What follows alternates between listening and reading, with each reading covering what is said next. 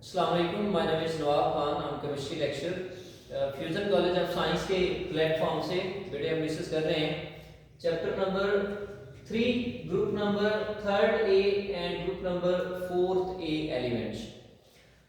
ये जो ग्रुप है अगर हम ब्लॉक वाइज देखें तो ये 3rd ए और ग्रुप 4th ए के एलिमेंट्स जो हैं they are included in the p block elements, क्योंकि आप सब स्टूडेंट्स जानते हैं बेटे कि पीरियोडिक टेबल के अंदर टोटल 4 ब्लॉक हैं और उनको जो पीरियोडिक टेबल की जो अरेंजमेंट है ब्लॉक्स की उसमें उसको सब शेल की बेस पे किया गया है। तो जैसे हमारे पास 4 सब शेल हम डिस्कस करते हैं एस पी डी और एफ, वैसे ही पीरियोडिक टेबल के अंदर 4 ब्लॉक बनाए गए हैं S block, P block, D block और एफ ब्लॉक। तो जो ग्रुप नंबर 3rd और 4th है इनका ताल्लुक पी ब्लॉक एलिमेंट से है। तो पहले हम डिस्कस कर लेते हैं कि पी ब्लॉक में टोटल नंबर ऑफ ग्रुप्स कितने आते हैं। तो पी ब्लॉक में टोटल 6 ग्रुप्स इंक्लूडेड हैं। ग्रुप नंबर 3rd ए, 4th ए, 5th ए, 6th ए, 7th ए और फाइनली 8th ए। कुछ बच्चे ये भी सोचते हैं कि पी ब्लॉक के अंदर 6 ग्रुप ही क्यों हैं, एस ब्लॉक के अंदर 2 ग्रुप ही क्यों हैं। तो बेटे ये जो नंबर ऑफ ग्रुप्स रखे गए हैं पीरियोडिक टेबल में किसी भी ब्लॉक के अंदर इनको अरेंज किया गया है नंबर ऑफ सब शेल्स में मौजूद इलेक्ट्रॉन्स की बेस पर। जैसे S सब शेल में 2 इलेक्ट्रॉन्स आते हैं तो S ब्लॉक के 2 ग्रुप हैं। जैसे P सब शेल में हमें पता है कि 6 इलेक्ट्रॉन्स आते हैं तो P ब्लॉक में यहाँ पर 6 ग्रुप हैं। तो अब हम क्योंकि हमारी इस चैप्टर के अंदर जो डिस्कशन है वो ग्रुप नंबर 3rd ए एलिमेंट्स और ग्रुप नंबर 4th ए की है, तो इसका जो फर्स्ट हाफ है उसमें हम ग्रुप 3rd ए एलिमेंट्स को डिस्कस करेंगे और सेकंड हाफ ऑफ द जो चैप्टर है उसमें हम ग्रुप नंबर 4th ए को डिस्कस करेंगे। तो सबसे पहले ग्रुप नंबर 3rd ए की अगर हम बात करें तो उसमें जो एलिमेंट्स इंक्लूडेड हैं बोरान, एल्यूमिनियम, गैलियम, इंडियम और थैलियम। कार्बन फैमिली है कार्बन, सिलिकॉन, जर्मेनियम, टिन और lead. Then nitrogen family, oxygen family, fluorine, halogen family and then finally the noble gases. अच्छा, एक चीज मैं आप लोगों को बताना चाहूंगा बेटे जो बहुत इंपॉर्टेंट है कि इलेक्ट्रॉनिक कॉन्फ़िगरेशन आपकी बहुत ज्यादा हेल्प करती है किसी भी एलिमेंट को आइडेंटिफाई करने में कि पीरियोडिक टेबल के अंदर उसका एड्रेस क्या है। जैसे फॉर एन एग्जांपल अगर हम बोरान की बात कर लेते हैं तो अगर हम बोरान की इलेक्ट्रॉनिक कॉन्फ़िगरेशन करें have the atomic number 5 1s2 2s2 and 2p1। बेटे अगर हम गौर करें तो इसके वैलेंस शेल के अंदर टोटल 3 इलेक्ट्रॉन्स हैं। मैं वैलेंस शेल की बात कर रहा हूं, not the valence subshell. तो इसलिए इसका ताल्लुक ग्रुप नंबर 3rd ए से है। एक और चीज, अगर कोई पूछे इसका वैलेंस सबशेल कौन सा है तो वो P है। वैलेंस सबशेल आपको ये इंफॉर्मेशन दे रहा होता है कि इसका ब्लॉक कौन सा होगा। तो इसका जो वैलेंस सबशेल का इलेक्ट्रॉन है वो चूंकि P सबशेल में है तो ये किस में है, P ब्लॉक के अंदर मौजूद है। नेक्स्ट इसके P सबशेल में बेटे 1 इलेक्ट्रॉन है और सबशेल के अंदर जितने नंबर ऑफ इलेक्ट्रॉन्स होते हैं वो ये आपको बता रहे होते हैं कि उस ब्लॉक के उस कौन से ग्रुप के अंदर वो एलिमेंट मौजूद है। तो अगर आप बोरान को देखें तो P ब्लॉक का ये फर्स्ट ग्रुप है। नो डाउट बेटे according to the periodic table classification वैसे ये ग्रुप नंबर 3rd ए है लेकिन P ब्लॉक की शुरुआत 3rd ए से होती है तो P ब्लॉक का ये पहला ग्रुप है।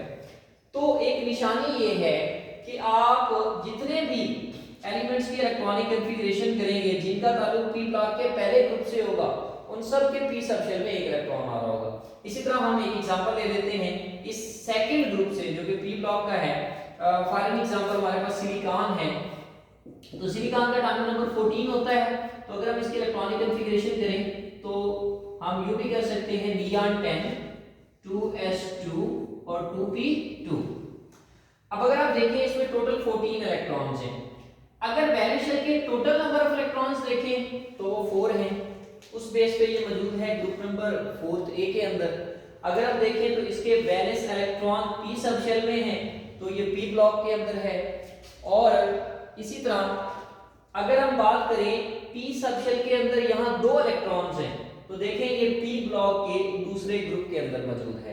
तो बेटे तमाम ग्रुप्स में ऐसे ही होता है। आप इन तमाम एलिमेंट्स की जब इलेक्ट्रॉनिक कॉन्फ़िगरेशन करेंगे तो इन सब के P सबशेल में 3 इलेक्ट्रॉन आ रहे होंगे, ऑक्सीजन फैमिली के सबके 4 आ रहे होंगे, हैलोजन्स के 5 आ रहे होंगे और नोबल गैसेस के 6 आ रहे होंगे। क्यों? चूंकि पी ब्लॉक का जो छठा ग्रुप है वो नोबल गैसेस का है और वहां पर पी सबशेल कंप्लीट हो जाता है। ये एक जनरल सा इंट्रोडक्शन था पी ब्लॉक का। और अब हम आते हैं स्पेसिफिकली अपने टॉपिक की तरफ। ग्रुप नंबर थर्ड ए और फोर्थ ए को डिस्कस करना है, तो पहले हम स्टार्ट करते हैं ग्रुप नंबर थर्ड ए से।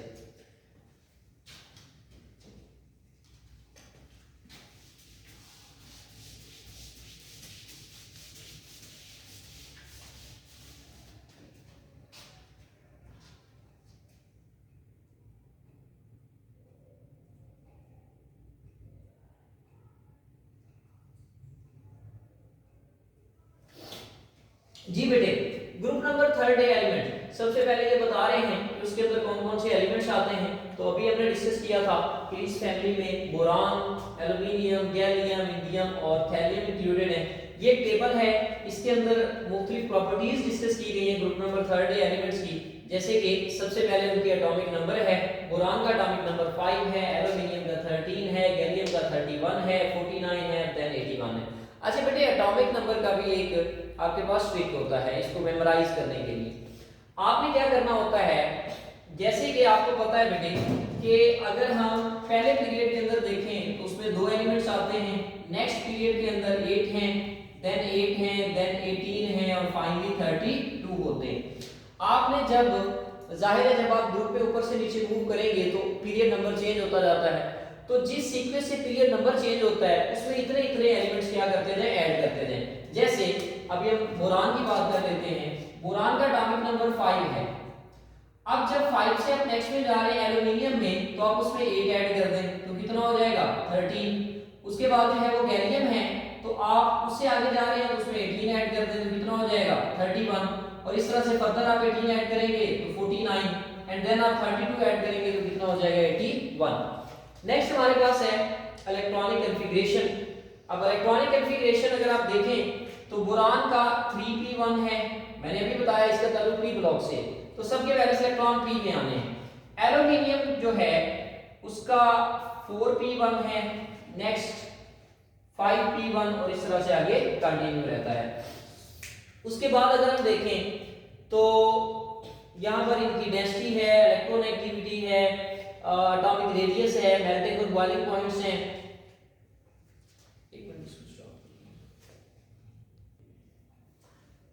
Sorry for interruption. तो बेटे ये जो पैरामीटर्स हैं उसमें सबसे पहले आयोनाइजेशन एनर्जी है। आयोनाइजेशन एनर्जी आप लोगों को पता है बेटे कि एटॉमिक रेडियस के इनवर्सली प्रोपोर्शनल होती है। जैसे जैसे एटॉमिक रेडियस बढ़ता जाता है आयोनाइजेशन एनर्जी कम होती जाती है, बट यहाँ पर कुछ एक्सेप्शंस भी हैं। अगर हम देखें यहाँ पर तो बोरान की जो आयोनाइजेशन एनर्जी है वो 801 है, एल्युमिनियम की 517 है और गैलियम की और एल्युमिनियम की आयोनाइजेशन एनर्जी में कोई खास डिफरेंस नहीं है। इसकी 517 है और इसकी 519 है, क्योंकि ऑलमोस्ट सेम है। अब उस कुछ बच्चों के माइंड में ये क्वेश्चन आता है कि सर एल्युमिनियम और गैलियम के साइज में तो अच्छा खासा डिफरेंस है, एटॉमिक नंबर भी डिफरेंट है, गैलियम का 31 है, एल्युमिनियम का 13 है, तो बट उनकी आयोनाइजेशन एनर्जी सेम कैसे हो गई? तो बेटे यहाँ पर ना अभी आगे थोड़ा मैं जाके आपको एक समझाऊंगा एक चीज। यहाँ पर डी सबशेल की इन्वॉल्वमेंट हो जाती है गैलियम के अंदर, और डी सबशेल और एफ सबशेल का शील्डिंग इफेक्ट बड़ा पुअर होता है, जिसकी वजह से इसका जो एटॉमिक रेडियस है वो ऑलमोस्ट उतना ही हो जाता है जितना एल्युमिनियम का होता है। क्योंकि न्यूक्लियर चार्ज तो डेफिनेटली इसका ज्यादा है, इसके 31 प्रोटॉन्स हैं। सो एटॉमिक रेडियस सेम होने की वजह से इनकी ऑलमोस्ट जो आयोनाइजेशन एनर्जी है वो भी क्या हो जाती है, सेम हो जाती है। सेम जो ये वाला कांसेप्ट है ये अप्लाई होता है इंडियम और थैलियम में। अगर आप देखें तो इनकी भी ऑलमोस्ट सेम है। If I am not wrong इसकी 558 है, इसकी 580 समथिंग है, तो ये भी बहुत बड़ा गैप नहीं है। अगेन सेम फैक्टर है, यहाँ पर थैलियम के अंदर एफ सबशेल की इन्वॉल्वमेंट हो जाती है और एफ सबशेल के इलेक्ट्रॉन्स का जो शील्डिंग इफेक्ट है वो और भी ज्यादा पूरा होता है। सो इनका भी ऑलमोस्ट एटॉमिक रेडियस क्या होता है, सेम होता है। अच्छा बेटे उसके बाद इलेक्ट्रॉन अफिनिटी है, इलेक्ट्रोनेगेटिविटी आपको पता है कि ऑन द बेसिस ऑफ 3, और इलेक्ट्रोनेगेटिविटी जो है वो आपको पता है जैसे जैसे साइज बढ़ता जाता है वो कम होती जाती है। और लेकिन जहाँ यहाँ पर चूंकि ऑलमोस्ट बहुत सारे एलिमेंट्स का जो एटॉमिक रेडियस है वो सेम होता है, तो उस वजह से उनकी ऑलमोस्ट इलेक्ट्रोनेगेटिविटी भी सेम है। जैसे आप देखें 1.5, 1.6, 1.7 कोई बहुत ज्यादा गैप नहीं है due to the poor shielding effect of d and f subshell electrons.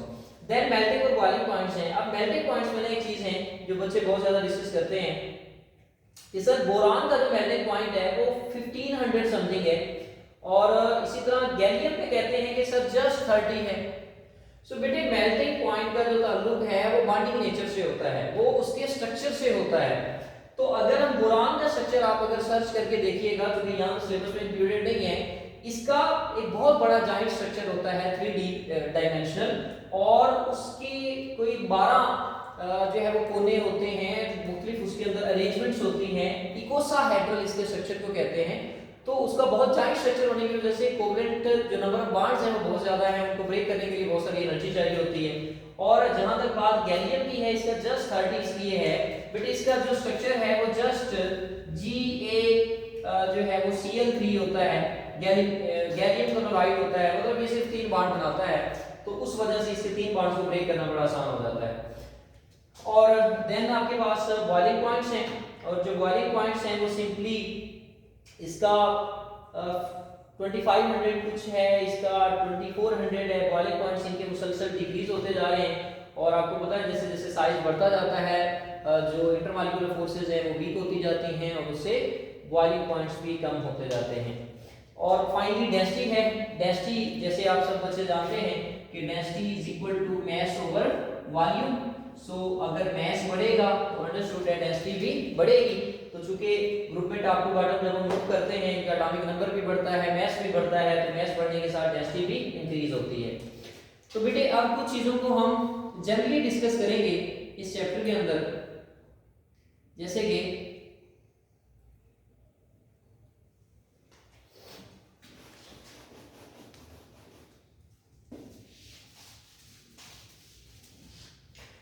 यहां पर एक दो चीजें बड़ी इंपॉर्टेंट मैंने डिस्कस की हुई हैं कि जो बोरान है वो अपनी फैमिली में वाहिद बोरान है जो नॉन मेटल है। बाकी जो एलिमेंट्स हैं वो या तो मेटलाइड्स हैं और या फिर मेटल्स हैं। तो उसकी वजह उन्होंने पहले बताई है कि बोरान का साइज बहुत स्मॉल है और न्यूक्लियर चार्ज बहुत ज्यादा है, जिसकी वजह से ये नॉन मेटेलिक कैरेक्टर रखता है। वैसे कुछ इंडियन बुक्स हैं जो इसको मेटलाइड काउंट करती हैं, और मेटलाइड में चूंकि दोनों कैरेक्टर होते हैं, मेटेलिक कैरेक्टर भी होता है और नॉन मेटेलिक कैरेक्टर भी होता है, तो बोरान के अंदर नॉन मेटेलिक कैरेक्टर डोमिनेट कर जाता है due to its very small size. So उसके बाद एल्यूमिनियम है, तो यहाँ से एक क्वेश्चन भी आ जाता है, शॉर्ट क्वेश्चन, कि why boron is non metal while aluminium is metal. तो ऐसा क्यों है कि फौरन ये जो ट्रेंड शिफ्ट होता है नॉन मेटेलिक से मेटेलिक, ऐसे नहीं होता। लाइक एक तरतीब होती है कि पहले बहुत ज्यादा नॉन मेटेलिक होता है, लेस नॉन मेटेलिक होता है, मेटलाइड्स आते हैं, फिर मेटल्स आते हैं। तो बेटे इसकी एक सिंपल रीजन ये है कि बोरान से जब एल्यूमिनियम में जाते हैं तो साइज के अंदर बहुत बड़ा गैप आता है। सो बहुत बड़ा साइज होने की वजह से एल्यूमिनियम इलेक्ट्रॉन को लूज करना प्रेफर करता है। सो एल्यूमिनियम एक मेटल है और बोरान एक नॉन मेटल है।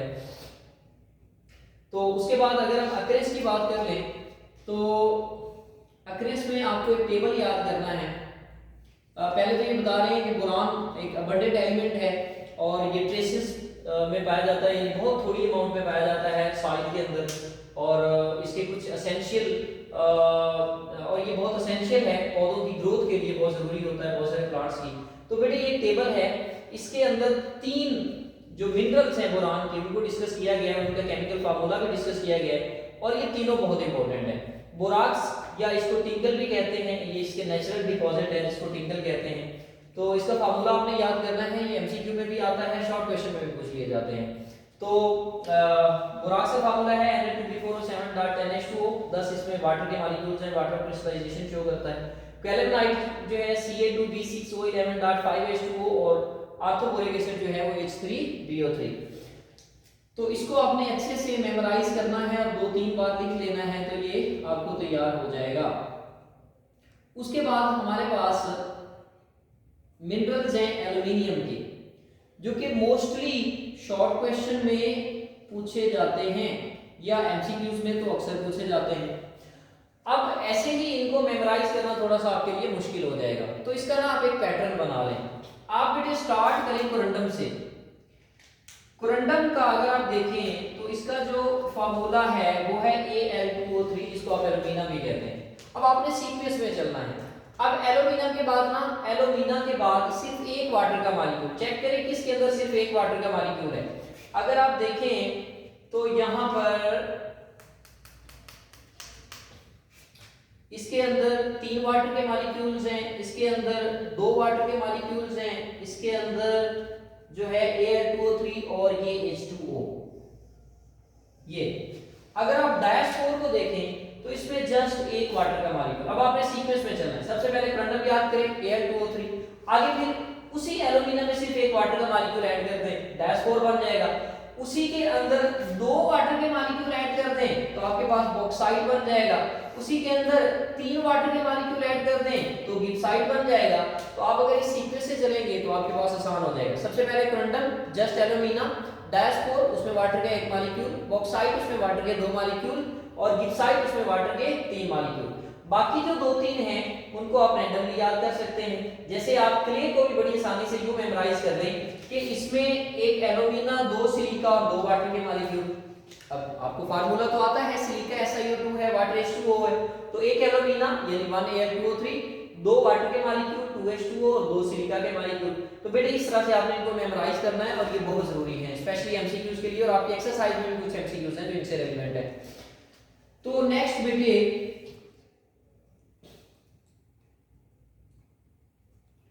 पिकुलियर बिहेवियर ऑफ बोरान को डिस्कस किया गया है। अब ये बहुत इंपॉर्टेंट शॉर्ट क्वेश्चन है इस चैप्टर का, बहुत इंपॉर्टेंट शॉर्ट क्वेश्चन है। अच्छा बेटे एक चीज ना हमेशा याद रखनी है आपने कि किसी भी ग्रुप का जो टॉप मेंबर होगा, जो पहला एलिमेंट होगा, ये जरूरी है, मैंडेटरी है कि उसकी कुछ ना कुछ प्रॉपर्टीज जो है वो बाकी उसके जो फैमिली मेंबर्स हैं उनसे डिफरेंट होगी। तो अगर हम बोरान की बात करें तो इसकी 4-5 प्रॉपर्टीज हैं जो कि क्वाइट डिफरेंट हैं इसके फैमिली मेंबर से, और उसकी जो वजह है वो उसका स्मॉल साइज, उसकी हाई आयोनाइजेशन एनर्जी, उसका हाई न्यूक्लियर चार्ज, तो ये चीजें हैं। अब जैसे कि नंबर 1 अगर हम डिस्कस करें तो अपनी फैमिली में ये वाहिद ऐसा एलिमेंट है जो नॉन मेटल है, जो नॉन मेटेलिक कैरेक्टर रखता है, बाकी सारे के सारे मेटेलिक कैरेक्टर रखते हैं। नंबर 2 ये वाहिद ऐसा एलिमेंट है जिसके वैलेंस शेल में लेस देन 4 इलेक्ट्रॉन्स हैं, यानी 4 से कम इलेक्ट्रॉन्स हैं, उसके बावजूद भी ये नॉन मेटल है, ये मेटल नहीं है। हालांकि 4 से कम वाले मोस्टली इलेक्ट्रॉन लूज करते हैं और वो मेटेलिक कैरेक्टर रखते हैं। उसके बाद बेटे ये वाहिद अपनी फैमिली में ऐसा एलिमेंट है जो अपने तीनों इलेक्ट्रॉन बॉन्डिंग में पार्टिसिपेट करता है और ये दोनों तरह की ऑक्सीडेशन स्टेट शो करता है। ये पॉजिटिव 3 भी शो करता है और नेगेटिव 3 भी शो करता है। क्योंकि हमने डिस्कस किया ये नॉन मेटेलिक कैरेक्टर शो करता है तो डेफिनेटली ये 3 इलेक्ट्रॉन गेन भी कर सकता है, या अगर कोवलेंट बॉन्ड बनाता है तो उसकी इलेक्ट्रोनेगेटिविटी ज्यादा होती है उन एलिमेंट्स के साथ तो -3 शो करता है, और सम टाइम ये लूज भी कर देता है तो +3 भी शो करता है। बाकी जितने भी एलिमेंट्स हैं इसकी फैमिली के वो सारे 3 इलेक्ट्रॉन लूज करते हैं और पॉजिटिव 3 ऑक्सीडेशन स्टेट शो करते हैं।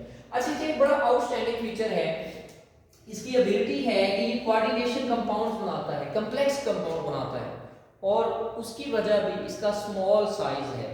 क्योंकि जितना साइज स्मॉल होता है ना, जो बॉन्ड बनते हैं वो बड़े स्ट्रॉन्ग बॉन्ड बनते हैं, और जैसे आप कार्बन के अंदर पढ़ते हैं कि वो कैटिनेशन शो करता है, स्मॉल साइज की वजह से कार्बन टू कार्बन लिंकेज होती जाती है, तो ये कॉम्प्लेक्स कंपाउंड्स बनाता है अपने स्मॉल साइज की वजह से।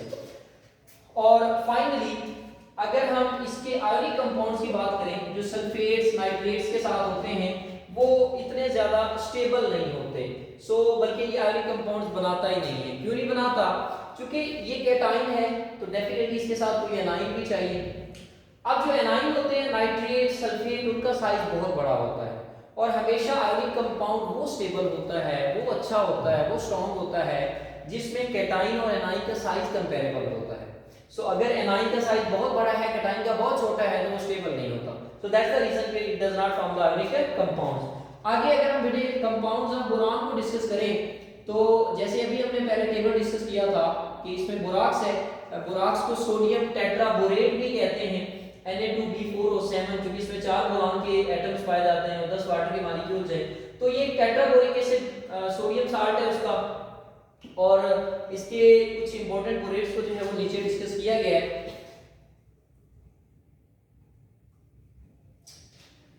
तो बेटे अगर हम इसकी अक्रेस डिस्कस करें, अक्रेस का मतलब है कि ये कहां पर पाया जाता है, तो इसके जो नेचुरल डिपॉजिट्स हैं वो उनको एक तो टिंकल कहते हैं, और तिब्बत और कैलिफोर्निया की जो खुश्क नहरें हैं वहां पर ये आपको मिलता है। उसके बाद अगर हम मैन्युफैक्चरिंग की बात करें, यानी हम इसको कैसे तैयार कर सकते हैं, तो बेटे आपने सिंपली करना ये है, आपने आर्थोबोरिक एसिड लेना है H3BO3 और उसका रिएक्शन करवा देना है किसके साथ, Na2CO3 के साथ, जिसे आप सोडियम कार्बोनेट भी कहते हैं और सोडा ऐश भी कहते हैं। तो बेटे एक चीज याद रखना, इनऑर्गेनिक केमिस्ट्री को थोड़ा टेक्निकली आपने डील करना है। कैसे? अब मैं आपको एक ट्रिक बताने जा रहा हूँ, ये आपको आगे बहुत सारे रिएक्शन में काम आएगा। यहाँ कंसेप्ट की बजाय टेक्निक ज्यादा अप्लाई होती है। आर्थोपोरिक एसिड एक एसिड है, सोडियम कार्बोनेट्स, तो आपने 10 से पढ़ते आ रहे हैं कि जब भी आर्हीनियस एसिड्स रिएक्ट करते हैं कार्बोनेट्स और बाइकार्बोनेट्स के साथ तो हमेशा कार्बन डाइऑक्साइड रिलीज करते हैं। और आर्हीनियस एसिड चूंकि प्रोटॉन कंटेनिंग होते हैं, हाइड्रोजन आयन रखते हैं, तो ये जब ऑक्सीजन मिलता है तो साथ वाटर भी बनाते हैं। सो देखिए दो बाय प्रोडक्ट तो आपके माइंड में ऑलरेडी आ चुके हैं कि कार्बोनेट ने आर्हीनियस एसिड से रिएक्ट करना है, कार्बन डाइऑक्साइड रिलीज करना है, हाइड्रोजन ऑक्सीजन से मिलकर कार्बोनेट के जो O3 का ऑक्सीजन है उसके साथ वाटर बनाना है। अब रह गई बात कि तीसरा प्रोडक्ट क्या बनेगा। तो बेटे जब आप प्रिपरेशन किसकी कर रहे हैं, बोराक्स की, तो अंडरस्टूड है कि ये अगर उसके दो इंग्रेडिएंट्स हैं, अगर ये उसके दो स्टार्टिंग मटेरियल्स हैं तो इनसे बोराक्स बनना है। सो मैंने आपको टेक्निक बताई कि आप कैसे मेमोराइज कर सकते हैं कि इससे कौन से 3 प्रोडक्ट्स बनेंगे। तो बेटे बोराक्स, वाटर और साथ में कार्बन डाइऑक्साइड। बाकी इक्वेशन को आप बैलेंस कर सकते हैं, ये कोई इतना मुश्किल काम नहीं है सबसे। अच्छा लेकिन मैं आपको एक टेक्निक बता देता हूँ, आपने जब भी बेटे इक्वेशन बैलेंस करनी हो सबसे पहले ना आप बैलेंस करें मेटल्स को, सबसे पहले बैलेंस करें मेटल्स को।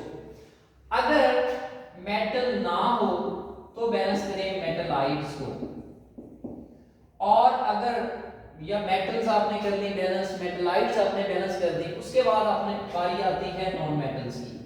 अब नॉन मेटल्स में बेटे आपने एक सीक्वेंस ये रखना है कि आपने सबसे एंड में हाइड्रोजन और ऑक्सीजन को बैलेंस करना है, और इनके अलावा अगर इनके अलावा एक्सेप्ट दीज यानी ऑक्सीजन और हाइड्रोजन के अलावा अगर कोई नॉन मेटल है तो पहले आपने उसको बैलेंस कर लेना है। तो आपके लिए चीजें बहुत आसान हो जाएंगी। सबसे पहले metals, then metalloids, then non metals except oxygen and hydrogen. पहले जब उनको बैलेंस कर लें फिर ऑक्सीजन, और मोस्टली ऐसे होता है कि जब आप यहां तक पहुंचते हैं तो ऑक्सीजन हाइड्रोजन खुद ही बैलेंस हो जाते हैं, या ऑक्सीजन को करते हैं तो हाइड्रोजन खुद ही बैलेंस हो जाता है। तो अगर आप यहां पर देखें तो यहां प्रोडक्ट में बोरान 4 हैं और सोडियम 2 है। सोडियम तो Na2CO3 में भी 2 है, तो सोडियम पहले मेटल तो ऑलरेडी बैलेंस है। अब बोरान को चूंकि बहुत सारी कुछ मेटलाइट्स काउंट करते हैं, तो बोरान के यहाँ 4 एटम हैं, तो अंडरस्टूड है कि फिर यहाँ भी 4 होने चाहिए, तो इसलिए आप बोरिक एसिड को 4 से क्या कर दें, मल्टीप्लाई कर दें। बस जब आप इतना करेंगे तो उसके बाद बाकी सारी चीजें जो है वो ऑलमोस्ट वैसे ही स्टेबल हो जाती हैं। सिर्फ आपने हाइड्रोजन को बैलेंस करना है, क्योंकि यहाँ पर हाइड्रोजन 3 बोरिक एसिड वाले हैं और 4 से आपने मल्टीप्लाई किया है तो ये 12 हो जाते हैं। तो वाटर में चूंकि यहाँ 2 है तो इसे 6 से मल्टीप्लाई कर दें, बाकी सारी चीजें खुद ही बैलेंस हो जाएंगी। अच्छा जी, उसके बाद बेटे अगर हम दूसरे मेथड की बात करें तो दूसरे मेथड में ये बता रहे हैं कि आजकल अगर हम बात करें तो बोराक्स को ज्यादातर ऑलमोस्ट जो ज्यादातर तैयार किया जा रहा है वो कैलेमनाइट से तैयार किया जा रहा है। अब कैलेमनाइट का फार्मूला भी हमने पीछे डिस्कस किया था, Ca2B6O11। अच्छा, अब यहां पर ना 3 प्रोडक्ट्स बनते हैं, कैल्शियम कार्बोनेट, कैल्शियम और यहां से कार्बोनेट मिलके वो बना देते हैं। अब अगर आप यहाँ ये सोच रहे हैं कि सर यहाँ भी तो कार्बोनेट है तो कार्बन डाइऑक्साइड क्यों नहीं बना, तो बेटे यहाँ पर कैल्शियम मेटल पूरे कार्बोनेट से रिएक्ट करके कैल्शियम कार्बोनेट बना दिया। सो CO3 पूरा यूटिलाइज हो चुका है, इसलिए यहाँ पर आप वाटर भी नहीं देखेंगे और यहाँ पर आप कार्बन डाइऑक्साइड भी नहीं देखेंगे। दूसरा प्रोडक्ट आपने प्रिपेयर भी बोराक्स करना है और साथ में सोडियम मेटाबोलेट बनता है। अगेन इक्वेशन को बैलेंस करने के लिए आपने वो टेक्निक अप्लाई करनी है, बल्कि इसमें ना ज्यादा बेहतर है आप पहले ऑक्सीजन हाइड्रोजन को करें और उसके बाद ऑक्सीजन को करें। मोस्टली ऑक्सीजन खुद ही बैलेंस हो जाता है जब हाइड्रोजन बैलेंस हो जाता है। नेक्स्ट बेटे हमारे पास ना यहाँ पर जो सोडियम मेटाबोलेट बनता है वो सॉल्यूशन के अंदर, क्योंकि जैसे ये बोराक्स बनता है ना इसके क्लियर सॉल्यूशन हम लेते हैं, उसको क्रिस्टलाइज करके सेपरेट आउट कर लेते हैं, तो सोडियम मेटाबोलेट जो बच जाता है हम उससे दोबारा से बोराक्स प्रिपेयर कर सकते हैं। अगर हम उसमें से कार्बन डाइऑक्साइड पास करवा दें तो हम इससे भी बोराक्स को हासिल कर सकते हैं। तीसरा हमारे पास जो मेथड है वो वही है कि जो उसके नेचुरल डिपॉजिट्स हैं जिनको हम टिंकल कहते हैं उससे भी हम हासिल कर सकते हैं। तो बेटे उसके बाद हम चलते हैं इसकी प्रॉपर्टीज की तरफ।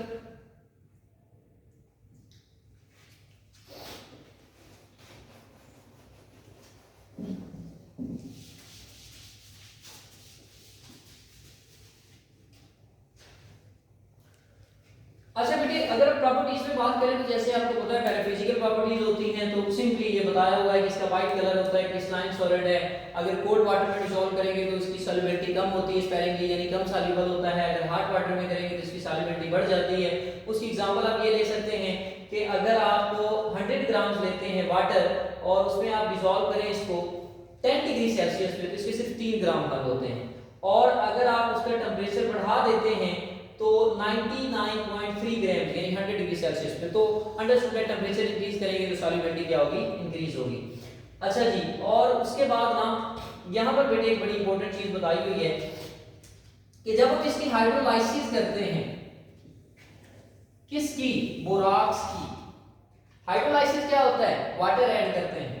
जब वाटर ऐड करते हैं तो हमें दो चीजें मिलती हैं, सोडियम हाइड्रोक्साइड और बोरिक एसिड H3BO3 और NaOH। आप ना इस रिएक्शन को अगर इसका रेट्रो करें, इसका उलट करें, तो आप इन दो चीजों से बोराक्स भी प्रिपेयर कर सकते हैं। तो आगे जाके बोराक्स की जो हमने प्रिपरेशन करनी है वो हम अल्कली और इस एसिड से करेंगे, ऑर्थोबोरिक एसिड से करेंगे। खैर मैं बताना ये चाह रहा हूं, एक शॉर्ट क्वेश्चन आता है। शॉर्ट क्वेश्चन क्या आता है कि जो बोराक्स है इसका जो सॉल्यूशन होता है, इसका जो एक्वस सॉल्यूशन होता है वो अल्कलाइन इन नेचर होता है। शॉर्ट क्वेश्चन आता है why the aqueous solution of borax is alkaline in nature. तो बेटे जब हमने इसमें वाटर ऐड किया तो मैंने कहा दो चीजें बनी, एक बेस या एल्कली बना और एक एसिड बना। अब सॉल्यूशन एसिडिक होगा या बेसिक होगा, कैसे डिसाइड करेंगे, स्ट्रेंथ से डिसाइड करेंगे। यहाँ जो बेस है वो स्ट्रॉन्ग है, जो एसिड है वो वीक है, इसकी आयोनाइजेशन बहुत कम होती है। तो चूंकि सॉल्यूशन में वीक एसिड है और स्ट्रॉन्ग बेस है, तो जिसकी स्ट्रेंथ ज्यादा है उसकी बेस पे हम डिसाइड करेंगे सॉल्यूशन एसिडिक है या बेसिक है। So due to strong alkali या strong base, this is a alkaline solution और बेसिक सॉल्यूशन। तो बेटे ये इंपॉर्टेंट शॉर्ट क्वेश्चन, इसको आपने अच्छे से करना है। उसके बाद एक और इंपॉर्टेंट जो पॉइंट है यहाँ पर हमने डिस्कस करना है बेटे, वो ये है कि जब हम इसको हीट करते हैं बोरैक्स को, तो बोरैक्स को हीट करने पर ये क्या करता है, ये अपने अंदर से जो 10 वाटर के मॉलिक्यूल्स हैं, ज़ाहिर हम जब इसको हीट करेंगे तो वाटर के मॉलिक्यूल्स वेपोरेट हो जाएंगे। जब वेपोरेट हो जाएंगे तो एक ग्लासी मैश बनाता है, यानी इसकी क्रिस्टल्स बन जाती हैं बोरैक्स की, और उसको हम ग्लासी मैश भी कहते हैं। अच्छा जैसे ना ये खमीरी रोटी जैसे स्वेल हो जाती है, फूल जाती है, जब हम इसको हीट कर रहे होते हैं तो इसमें वाटर मॉलिक्यूल जब उड़ रहे होते हैं तो अपना रास्ता बनाने के लिए क्या करते हैं, छोटे छोटे होल्स क्रिएट कर देते हैं, जिसकी वजह से ये स्वेल अप हो जाता है, और स्वेल अप होकर वाटर मॉलिक्यूल्स को लूज करके ये ग्लासी मैश बनाता है और साथ में बोरिक एनहाइड्राइड बनाता है। अच्छा बेटे ये दो रिएक्शंस हैं, इन दो रिएक्शंस को डिस्कस करना बहुत आसान है। आपने क्या करना है, बोराक्स का जो रिएक्शन है वो एसिड्स के साथ करवाना है। अब HCl भी एक एसिड है, सल्फ्यूरिक एसिड भी एक एसिड है, हाइड्रोक्लोरिक एसिड और सल्फ्यूरिक एसिड, और साथ में वाटर के मॉलिक्यूल्स आपने ऐड कर दिए हैं। रिएक्शन के अंदर ना बेटे मोस्टली एक टेक्निक अप्लाई करते होते हैं कि एक टेक्निक है जो आप मैट्रिक से पढ़ते आ रहे हैं, जिसको क्रॉस एक्सचेंज मेथड भी कहते हैं। तो उसके जरिए से आपको प्रोडक्ट्स बनाने में बड़ी आसानी हो जाती है। तो एक और काम भी आप कर सकते हैं, अगर आप ऊपर चार्जेस लगाना शुरू कर दें और आपको आइडिया हो जाए कि इसके ऊपर कितना चार्ज होगा, तो इससे भी प्रोडक्ट बनाने में आपको बहुत आसानी हो जाती है। तो अगर आप बोराक्स की बात करें, इसमें दो सोडियम होते हैं जिन पे +2 चार्ज हो जाएगा। ये जो पूरा बोरेट होता है इस पे -2 चार्ज होता है। HCl में हाइड्रोजन पे +1 होता है, क्लोरीन पे -1 होता है। तो नंबर 1 यहाँ से सोडियम मेटल और क्लोरीन मिलके NaCl साल्ट बना देंगे, और दूसरा यहाँ से हाइड्रोजन और बोरेट वाटर की मॉलिक्यूल में मिलके बोरिक एसिड बना देंगे। एक चीज याद रखनी है कि इन दोनों के जो प्रोडक्ट्स हैं वो सेम हैं। अगर आप सल्फ्यूरिक एसिड में देखें तो वहां पर चूंकि क्लोरीन था तो NaCl साल्ट बन जाएगा, यहाँ पर SO4 है तो दो सोडियम मिलके Na2SO4 साल्ट बना देंगे, साथ में बोरिक एसिड बन जाएगा। अब मेरी एक बात याद रखनी है आपने, यही दो रिएक्शंस ना आप बोरिक एसिड के आगे जाके प्रिपरेशन में भी यूज कर सकते हैं, क्योंकि इन दोनों के रिजल्ट में जो एक प्रोडक्ट बन रहा है वो बोरिक एसिड बन रहा है। तो जब आप बोरिक एसिड की प्रिपरेशन को डिस्कस करेंगे तो इसी रिएक्शन के थ्रू आप उसको प्रिपेयर कर सकते हैं। नेक्स्ट वीडियो हमारे पास जो पॉइंट नंबर 4 है उसमें ये बता रहे हैं कि अगर हम बोराक्स को हीट करते हैं अमोनियम क्लोराइड के साथ, तो अमोनियम क्लोराइड के साथ जब हम हीट करते हैं तो उससे बोरान नाइट्राइड बनता है। अब ये बहुत इंपॉर्टेंट चीज है बेटे, देखिए बोरान हमने डिस्कस किया कि दोनों तरह की ऑक्सीडेशन स्टेट शो करता है, पॉजिटिव भी शो करता है और नेगेटिव भी शो करता है। तो बोरान में चार्ज यहाँ पर +3 होता है, क्यों? क्योंकि नाइट्रोजन की इलेक्ट्रोनेगेटिविटी से ज्यादा है, नाइट्रोजन पे -3 होता है। तो क्रॉस एक्सचेंज में क्या करते थे, अगर सेम चार्जेस होते थे they are offset, they are cancel, so +3 को -3 से कैंसिल कर दें तो आपके पास जस्ट Bn बनेगा, बोरान नाइट्राइड बनेगा। अब ये मेन प्रोडक्ट है बेटे, बाकी सारे बाई प्रोडक्ट्स हैं वो अंडरस्टूड है कि सोडियम ने क्लोरीन के साथ मिलकर सोडियम क्लोराइड बनाना है, बाकी जो है वो हाइड्रोजन की मौजूदगी में ऑक्सीजन से मिलकर वाटर बनाएगा और बोरिक एनहाइड्राइड बनेगा। अच्छा नेक्स्ट हमारे पास अगेन वो क्वेश्चन आ गया जो अभी हमने थोड़ी देर पहले डिस्कस किया था बेटे। हमने ये कहा था कि जब हम इसकी हाइड्रोलाइसिस करते हैं तो इसका सॉल्यूशन बेसिक होता है, अल्कलाइन होता है, तो ये उसको अब स्टेप वाइज किया गया है। वहां पर उन्होंने सिर्फ सिंगल रिएक्शन के अंदर उसको डिस्कस किया है, यहां पर उन्होंने डिटेल उसकी डिस्कशन की है। ये क्या किया उन्होंने, इसको ब्रेक डाउन किया तो 2 सोडियम की आयन और बोरेट आयन बना, उसको वाटर के अंदर हाइड्रोलाइसिस की तो बोरेट आयन ने वाटर के साथ मिलकर बोरिक एसिड साथ में OH बनाया। अब OH क्या है, बेस है, अल्कली है। सो OH की मौजूदगी में, स्ट्रॉन्ग बेस की मौजूदगी में सॉल्यूशन है वो अल्कलाइन इन नेचर होता है। सो जब ये शॉर्ट क्वेश्चन आया ना कि explain why the aqueous solution of borax is alkaline in nature, तो आपने क्या करना है, वो लाइन भी लिखनी है, वो रिएक्शन भी लिखना है, साथ में ये भी आगे डिस्कस करना है, या यहां से इसको स्टार्ट करें और ये नीचे थ्योरी में यही कुछ बताया जा रहा है। अगर आप पढ़े तो बता रहे हैं इसमें स्ट्रॉन्ग अल्कली NaOH बनता है जो कि हाईली आयोनाइज होता है, दूसरी तरफ आपके पास बोरिक एसिड बनता है जो कि बहुत कम आयोनाइज होता है, बिकॉज़ एसिड वीक है, बेस स्ट्रॉन्ग है, तो इसको अल्कलाइन इन नेचर कहते हैं। उसके बाद बेटे एक टेस्ट है जिसको बोराक्स बीड टेस्ट कहते हैं। बेटे ये बहुत सिंपल है, आपने क्या करना है, आपने प्लैटिनम की एक वायर लेनी है, उसकी लूप बना लेनी है, आगे से जगह बना लेनी है और उसके ऊपर थोड़ा सा पाउडर्ड फॉर्म में बोराक्स ऐड कर देना है और उसको आपने आग के ऊपर हीट करना है। जैसे ही आप उसको आग के ऊपर उस हीट करेंगे तो वो जो हार्ट लूप है जिसके ऊपर आपने बोराक्स रखा है उसमें से वाटर के मॉलिक्यूल्स इवेपोरेट होना स्टार्ट कर देंगे। जब वाटर के मॉलिक्यूल्स इवेपोरेट होंगे तो पहले वो स्वेल अप होगा, अभी हमने थोड़ी देर पहले डिस्कस किया था कि वाटर के मॉलिक्यूल्स अपना रास्ता बनाते हैं, तो वो स्वेल अप होगा और फिर मेल्ट होके कलरलेस ग्लास लाइक छोटी छोटी बीड्स बना देगा, छोटे छोटे दाने बना देगा, क्योंकि उसकी जो क्रिस्टल्स हैं वो बीड्स टाइप होती हैं। सो चूंकि इसकी क्रिस्टल्स बीड्स की फॉर्म में बनती हैं तो इसको बोराक्स बीड टेस्ट भी कहते हैं। लेकिन बात ये है कि इसमें टेस्ट क्या है, आपने ना उनको हीट दोनों पे करना है, ऑक्सीडाइजिंग फ्लेम पे पहले करना है और उसके बाद रिड्यूसिंग फ्लेम पे करना है। बोराक्स बीड टेस्ट की ना थोड़ी सी केमिस्ट्री है, अगर हम उसको डिस्कस करें। अब जब हम सोडियम यहां पर जब हम बोराक्स को ब्रेक डाउन करते हैं तो हमारे पास दो चीजें हासिल होती हैं, सोडियम मेटाबोरेट और बोरिक एनहाइड्राइड होता है। तो अगर हम इसकी केमिस्ट्री डिस्कस करें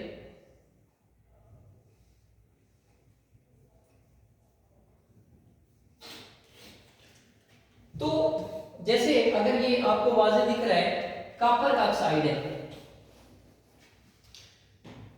कॉपर का ऑक्साइड है, कॉपर एक मेटल है, इसी तरह सिल्वर भी हो सकता है, कोई और भी मेटल हो सकती है। तो जब आप उसको बोरिक एनहाइड्राइड के साथ मिक्स करते हैं तो क्या होता है, उससे मेटालिक बोरेट्स बनते हैं। अब ये जो मेटालिक बोरेट्स होते हैं ना, इनका कोई ना कोई कलर होता है और उस कलर से आप आइडेंटिफाई कर सकते हैं कि आपने बोरिक एनहाइड्राइड के साथ कौन सी मेटल का ऑक्साइड जो है वो मिक्स किया है। बेसिकली मेटल्स की आइडेंटिफिकेशन के लिए हम इस टेस्ट को यूज करते हैं। आगे जाके ना बोरान के यूजेस में भी आपसे पूछा जाएगा तो आप बताएंगे कि इससे हम मेटल्स की डिटेक्शन भी कर सकते हैं through the borax bead test. बल्कि इसके बाद जो हमारा टॉपिक है वो है भी यूजेस ऑफ बोराक्स। तो अगर हम यूजेस ऑफ बोराक्स को देखें तो सबसे पहले इसके बोरेट ग्लास बनाया जाता है जो कि हीट रेजिस्टेंट होता है। इसे सॉफ्टनिंग ऑफ वाटर में इस्तेमाल करते हैं। आपको पता है दो तरह का वाटर होता है, हार्ड वाटर और सॉफ्ट वाटर। तो हार्ड वाटर को सॉफ्ट करने के लिए भी हम इसको इस्तेमाल करते हैं। इससे अभी हमने डिस्कस किया कि बोराक्स बीड टेस्ट अप्लाई किया जाता है जिससे हम मेटालिक कैटायंस की डिटेक्शन करते हैं। मेटलर्जिकल ऑपरेशन में इस्तेमाल करते हैं। मेटलर्जी भी एक प्रोसेस है जिसके जरिए से हम मुख्तलिफ मेटल्स को ओर्स और मिनरल से बाहर जो है वो निकालते हैं। तो उसके बाद इसे वेल्डिंग के अंदर भी लोग फ्लक्स के तौर पे यूज कर रहे होते हैं। नेक्स्ट जो है लेदर इंडस्ट्री में इसका यूज किया जाता है, टैनिंग और डाइंग में, और बहुत सारी चीजें हैं, कॉस्मेटिक्स है, टेक्सटाइल्स हैं, मेडिसिन हैं, पेंट्स हैं, इन सारी चीजों में हम इसको इस्तेमाल करते हैं। तो इसके बाद बेटे हम नेक्स्ट आते हैं बोरिक एसिड की तरफ। बेटे टोटल ना 4 बोरिक एसिड हैं।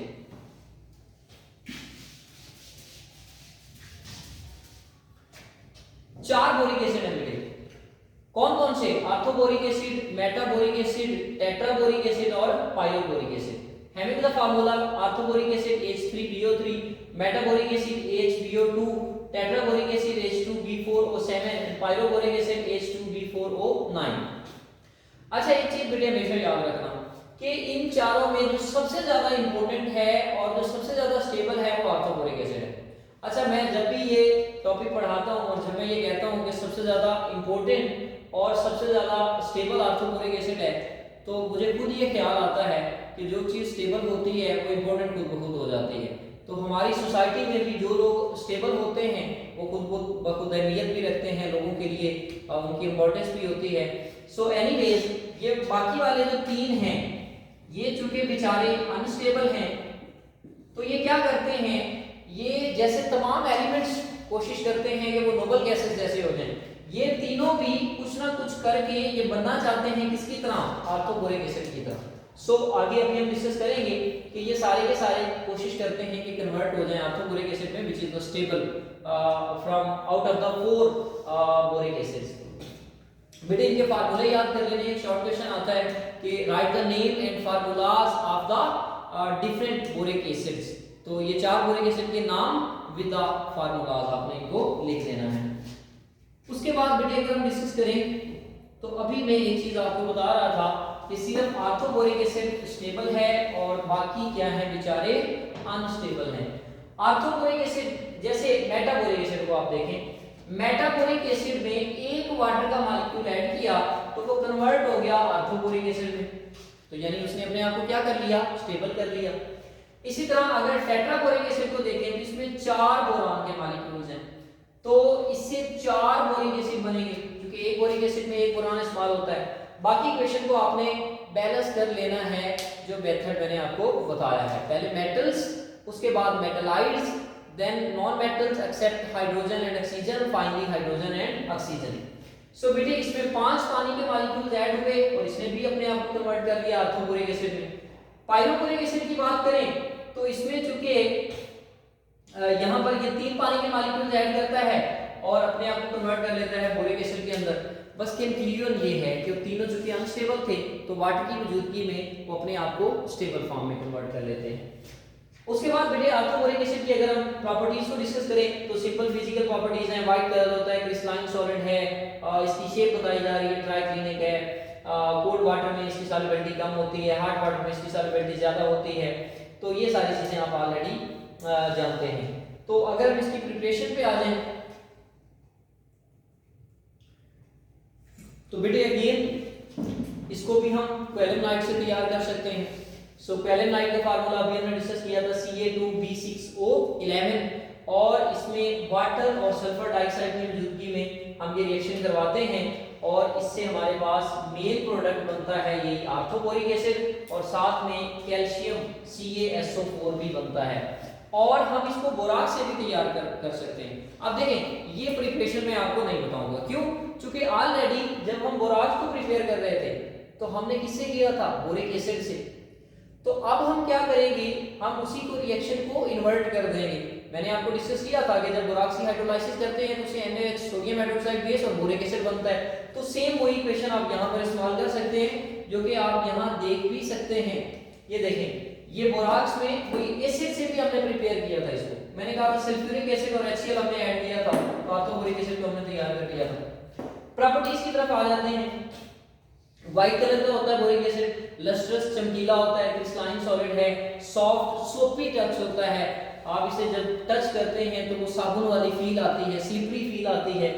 और नेक्स्ट वोलेटाइल है, स्टीम के अंदर ये वेपर्स बना के उड़ जाता है। अच्छा जी, अगर ये इथाइल अल्कोहल से रिएक्ट करे तो इथाइल बोरेट बनाता है। अब इस रिएक्शन को ना चलिए मैं थोड़ा आपको समझाता हूं बेटे। देखें H3BO3 आपने उसका रिएक्शन करवाया C2H5OH के साथ।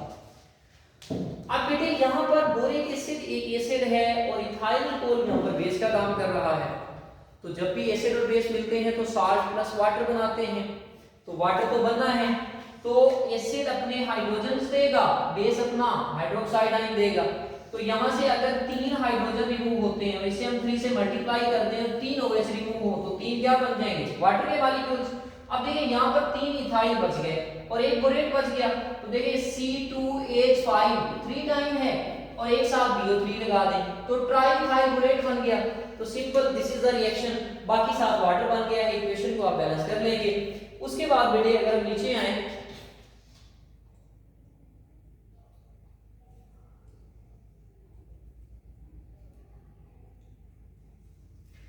ये पॉइंट नंबर 4 है बेटे, ये बहुत इंपॉर्टेंट है शॉर्ट क्वेश्चन के पर्सपेक्टिव से अगर हम डिस्कस करें।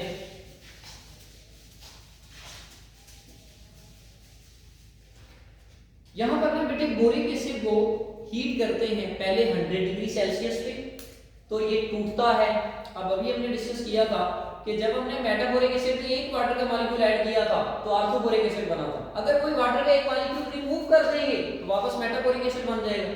अब मेटाबोरिक एसिड को फर्दर हम हीट करते हैं और 140 डिग्री सेल्सियस पे, यानी हम ग्रेजुअली टेम्परेचर को इंक्रीज करते जा रहे हैं। पहले 100 पे किया, फिर 140 पे किया, फिर रेड हार्ट का मतलब at a very high temperature.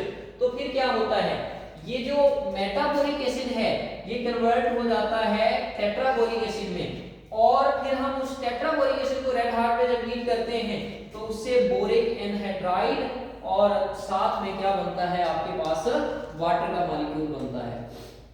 अच्छा, एक और चीज आपने याद रखनी है, बोरिक एसिड एक वीक एसिड है, इसकी जो आयोनाइजेशन है वो बहुत कम होती है, लिमिटेड होती है, और इसे मोनोबेसिक एसिड भी कहते हैं।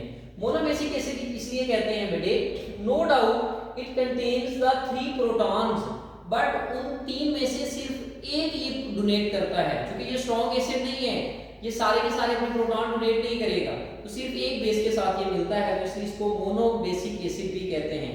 अच्छा जी, अगर हम मिथाइल ऑरेंज की बात करें, जो कि आपको पता है इंडिकेटर्स हैं, वो लिटमस है आपके पास, फिनोल्फथैलीन है, तो इनके ऊपर ये कोई इफेक्ट शो नहीं करता, और कास्टिक सोडा अगर हम इसमें ऐड करते हैं तो उसको ये पार्शियली न्यूट्रलाइज कर देता है। तो बेटे ये प्रॉपर्टीज थी किसकी, बोरिक एसिड की। बाकी कुछ रिएक्शंस हैं, जैसे कि आप इसका बेस के साथ रिएक्शंस करवाएंगे, जो कि ये एसिड है तो एसिड बेस के साथ मिलकर क्या बना देता है, साल्ट प्लस वाटर। तो ये अगेन वो रिएक्शन है जो हमने बोराक्स की प्रिपरेशन की थी, आप इसको देख सकते हैं। उसके बाद जो है वो आप इसको इसमें सोडियम कार्बोनेट अगर ऐड कर देते हैं, तो थोड़ी देर पहले मैंने डिस्कस किया था कि कार्बोनेट्स जब भी एसिड के साथ मिलते हैं तो कार्बन डाइऑक्साइड और वाटर रिलीज करते हैं। ये भी सेम वो रिएक्शन है जो हम ऑलरेडी डिस्कस कर चुके हैं। उसके बाद बेटे ये कह रहे हैं कि ये जो कि वीक एसिड है तो आप इसकी टाइट्रेशन नहीं करवा सकते अल्कीलीज के साथ एक यूजुअल मैनर में, आमतौर पे जैसे आप बाकियों की करवा रहे होते हैं। हाँ, अगर आप इसके अंदर ग्लाइसोल ऐड कर देते हैं तो फिर आप इसकी टाइट्रेशन करवा सकते हैं। उसके बाद यूजेस ऑफ बोरिक एसिड की अगर हम बात करें, बोरिक एसिड को बेटे मेडिसिन में यूज करते हैं एज एंटीसेप्टिक, जरासीम कुछ होता है, हॉस्पिटल के अंदर भी यूज किया जाता है इसे। और इसके अलावा जो है वो डस्टिंग पाउडर में इस्तेमाल करते हैं, इसकी बोरिक ऑइंटमेंट्स बनती हैं, पट्टियां बनती हैं, और आई वॉश के लिए, आंखों को वॉश करने के लिए, आंखों के अंदर जो जर्म्स होते हैं उनको क्लीन करने के लिए भी हम इसको इस्तेमाल करते हैं, इसके सॉल्यूशन को। नेक्स्ट, इसे पोट्री के अंदर इस्तेमाल किया जाता है, बर्तन साजी में इसके बुरेट ग्लास बनाए जाते हैं, और बुरेट ग्लास ना ज्यादा हीट रेजिस्टेंट होते हैं, ज्यादा हीट को अपने अंदर एब्जॉर्ब कर सकते हैं।